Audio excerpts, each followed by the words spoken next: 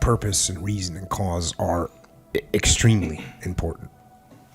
This is the why of your actions. This is knowing why you're doing what you're doing. This is the commander's intent. And so you absolutely these are important. If you don't know why you're doing something, well then let me ask you a question. Why are you doing something? It's very clear, it's very simple to understand. So you got to know if you don't know why you're doing something, then what are you going to do when you hit an obstacle? You're going to stop. What adaptations are you going to make when things go wrong to overcome them? You're not going to make any because you don't know why you're doing it. So if you have no reason for doing something, you're not going to do it. So you got to have a long-term goal. We got to understand the underlying purpose of what you're doing.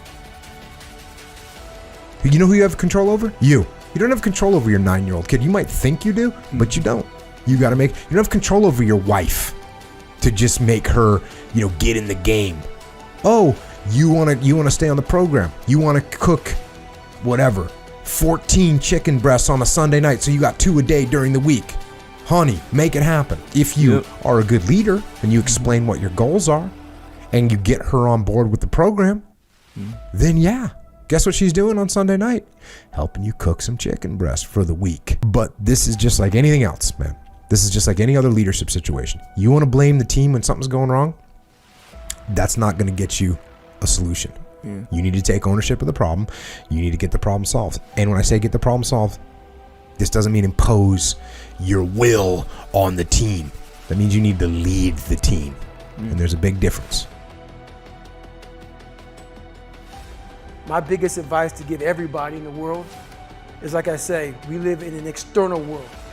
Everything is you got to see it, touch it. It's external. If you can, for the rest of your life, live inside of yourself. Stop listening to people who are calling you fat, gay, transsexual, nigger. Everything that makes no sense. All these insecure people putting their insecurities on you, you got to flush it out. You got to just be whoever the hell God or whoever the hell you believe in. If you believe in nothing but yourself, I don't care what it is. You got to take everything and throw it away. You have to believe in one thing, and that is yourself. And I'm not saying don't believe in God or what you believe in, but right now, for you to find greatness in yourself, you're not going to find it by looking in a book or by even hearing me. I may give you the spark, but you've got to go inside yourself to find it. And that means you got to be quiet. Go in a room, stop talking, search your soul, search your mind, search your abilities, and you'll find it. But if you're not looking for it, you won't find it. So you got to go start your journey. And the journey starts with you finding, why the hell am I here on this planet Earth? Why am I here? And if you don't know that, you will live the rest of your life searching, always asking the question, why? Challenges are what really grow us. Your life is a great story. Every person's life is a story. And the question is, some people's story is a warning, some people's story is an example. Right now, you're an example that's growing and expanding, and you have a chance to have this be the most incredible life. But it won't be a life without challenge. And the challenges we're facing right now give you an opportunity to grow like very few generations. I'm sure you've heard of the Great Generation, the World War II generation. If you watch a great movie, if you read a great book, the size and the power of the hero, how much you become as a hero is defined by how tough an obstacle you face, how difficult is the villain, the opponent. And so sometimes when I've been through the toughest times of my life, one of the questions I've had to ask myself or note to myself is, I finally have a really worthy opponent. This is scaring the hell out of me, or this is challenging me, or this is making me crazy. But I also know in my gut and in my soul that if I can push through, it's just like you've done in these years. You push through tough times, I'm sure, many of them.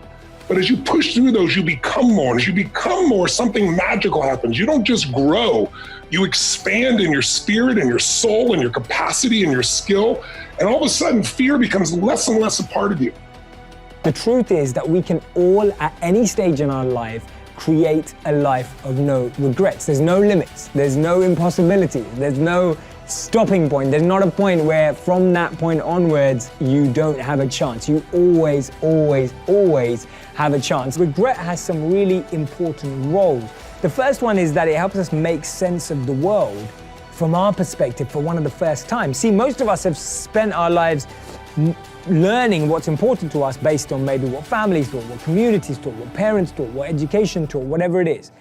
When you start regretting something, when you think you did something wrong, when you start thinking that I could have done something differently, you're making sense of the world from your perspective. It's crazy how powerful this is, right? You're starting to make sense of the world from your perspective. The second thing is, it allows you to avoid future negative behavior.